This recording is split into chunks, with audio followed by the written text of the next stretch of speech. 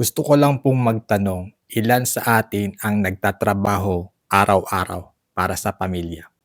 Pero kapag nagkasakit, isang iglap lang, ubos ang ipon. Ito po ang realidad na ayaw nating mangyari.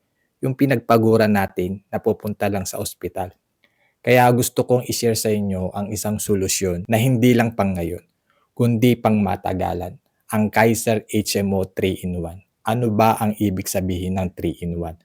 Una, may healthcare benefit. Ibig sabihin, may protection ka sa gastusin sa hospital, check-up at medical needs.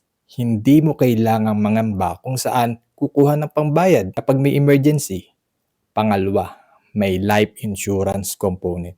Kung sakaling may mangyaring hindi inaasahan, may maiiwan kang seguridad para sa pamilya mo. Hindi ka lang basta nagtatrabaho, nag-iiwan ka ng protection. Pangatlo, may long-term savings o investment.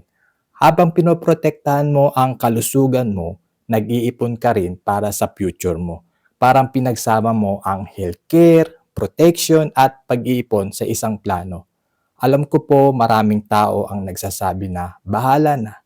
Pero ang totoo, mas mahal ang walang plano. Ang Kaiser 3-in-1 ay ginawa para sa mga taong gusto ng solusyon. Hindi lang pampagamot kundi panghanda sa kinabukasan. Hindi ko po ito sinasabi para magbenta lang. Ibinabahagi ko ito dahil alam kong maraming pamilya ang nawawalan ng ipon dahil sa isang sakit lang. Kung may paraan para maging handa tayo, bakit hindi natin pag-usapan? Kung gusto ninyo, pwede natin tignan kung paano ito babagay sa sitwasyon ninyo base sa goals, budget at pangarap ninyo para sa pamilya. Maraming salamat!